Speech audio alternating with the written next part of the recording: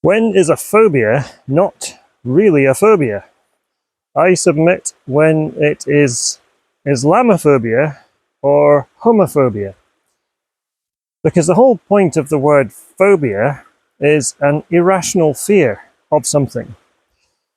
Now, if there is a rational reason to be fearful of something, such as your 9-year-old daughter getting caught up in a grooming gang, for example, and these sorts of things do happen in this country, and they're not especially rare.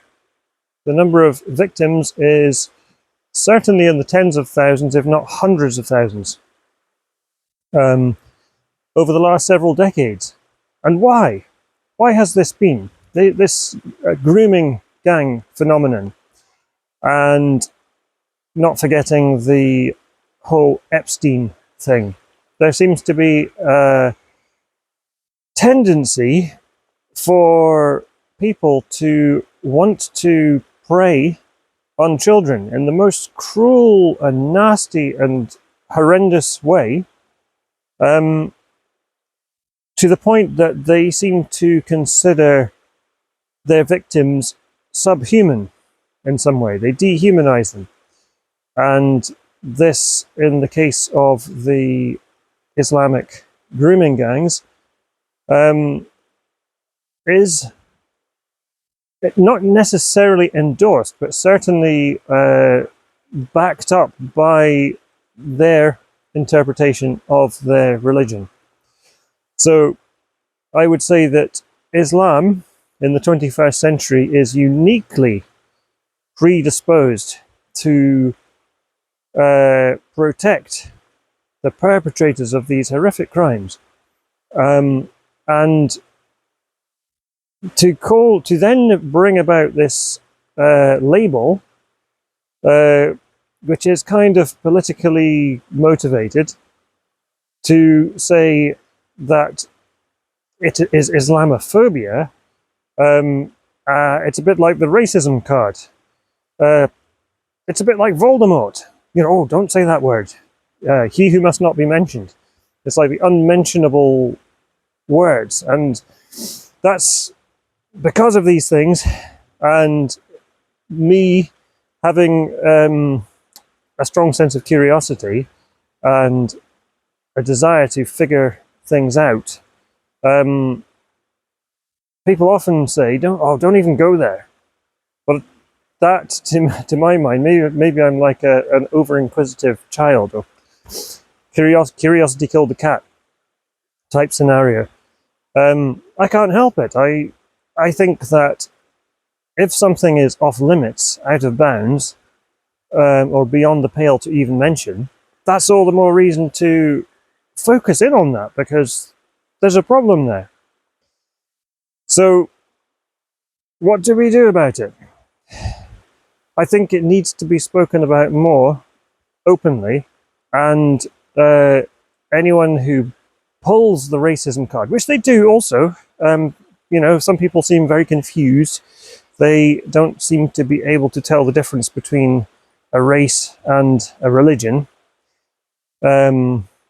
This is probably has something to do with the tendency of more brown people to gravitate towards Islam, and more pale-skinned people to gravitate towards Christianity and Judaism to a degree. But it's like a Venn diagram. The two things may overlap, but they are two things. So clarity is important. We need to understand what we're talking about. And when you're exposing nonsense, you need to put all the cards on the table. Figure this thing out. So the Restore Britain movement, which has become a political party, is certainly the what I would consider to be the most positive direction of change in this country, where real change might actually be possible. I have very little faith or confidence in Nigel Farage and reform. to do the things, to actually follow through with the things that they say they want to do. I just get the vibes of Boris Johnson all over again. However, with Rupert Lowe and Restore, it's refreshing that they are in no way swayed by political correctness. They're not bowing down to DEI and all of the woke ideology, which is so destructive in this country and throughout the Western world. It's so bizarre that in this country,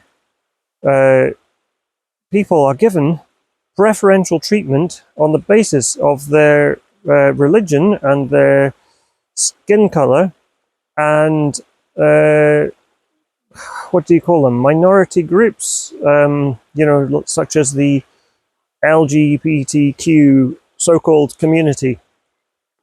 There is this artificial hierarchy,